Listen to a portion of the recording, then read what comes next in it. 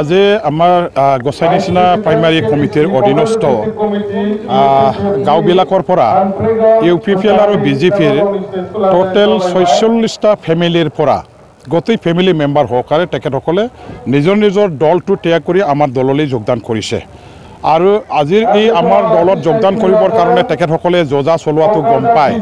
যোৱাকালি সন্ধিয়াৰ পৰা আজিৰ এই মিটিং হোৱা সময়লৈকে UPPLৰ কিছুমান গুণ্ডা বাহিনীবিলাকে গাঁৱে গাঁৱে ঘৰে ঘৰে সোমাই যিসকলে যোগদান কৰিবলৈ আহিব লগা মানুহ আছে তেখেতসকলক ধমকি দিলে যে কোনো প্ৰকাৰে আপোনাসকলে BPFৰ মিটিঙত যাব নালাগে আৰু BPFৰ লগত যোগদান কৰি পেলাই মানে কাম কৰিব নালাগে।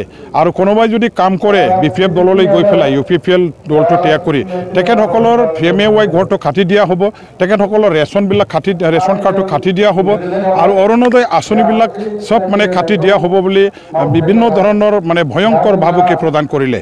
মই আজি এইটো গৰিহণা দিছোঁ। গণতন্ত্ৰৰ নিচিনা এটা দেশত মানুহবিলাকে নিজৰ নিজৰ পচন্দৰ দল সংগঠনসমূহ মানে কোনে ক'ত যায় এই তাত গৈ পেলাই কাম কৰিবৰ কাৰণে অধিকাৰ আমাৰ সংবিধানে প্ৰদান কৰিছে। এই আমাৰ সাংবিধানিক অধিকাৰ গণতান্ত্ৰিক অধিকাৰটো তেখেতসকলে আজি মানে খৰ্ব কৰিবৰ কাৰণে যিটো কাম কৰিছে, গণতন্ত্ৰ হত্যা কৰিবৰ কাৰণে কাম কৰিছে, সেইটো তেখেতসকলে কৰিব নালাগিছিল। সেইটো কৰাটো ঠিক হোৱা নাই, সেইটো অন্যায় হৈছে আৰু সেইটো যাতে বন্ধ কৰে ইয়াৰ কাৰণে মই তেখেতসকলক পৰামৰ্শ আগবঢ়াইছোঁ।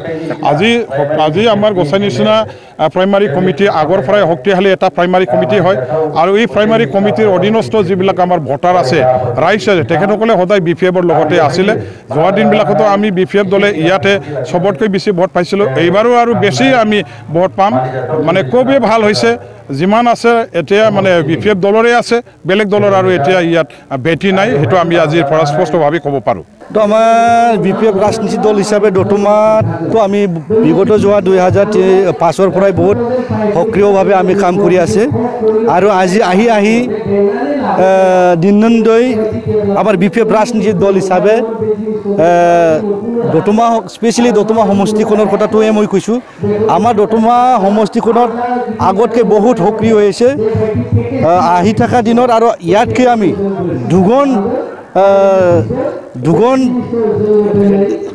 দুগুণতাৰে আমি কাম কৰিব আমি সক্ষম হ'ম। আৰু আজি যিসকলে জইন কৰিছে তেখেতসকলক মই আদৰণি জনাইছোঁ। লগতে তেখেতসকলে ভগৱানে আশীৰ্বাদ দিয়ক যাতে আমাৰ BPF ৰাজনীতি দলৰ হয়, তেখেতসকলে আমাৰ লগত ষ্ট্ৰংলি যাতে তেখেতসকলে আমাৰ লগত অংশগ্ৰহণ কৰাত যাতে সহায় কৰে। আৰু আজি যিসকলে আমাৰ BPF ৰাজনীতি দলৰ নীতি আদৰ্শ ভাল পাই পেলাই তেখেতসকলে 45টা ফেমিলি তেখেতসকলে আমাৰ BPF ৰাজনীতি দলত যোগদান কৰিছে। তেখেতসকলক মই ব্যক্তিগত হিচাপেও তেখেতসকলক মই আদৰণি জনাইছোঁ আৰু নিশ্চয় আহি থকা দিনত তেখেতসকলে আমাৰ BPF ৰাজনীতি দলৰ যিটো নিৰ্দেশনা তেখেতসকলে নিষ্ঠা সহকাৰে নিশ্চয় পালন কৰিব, এইটো মই আশা কৰিছোঁ।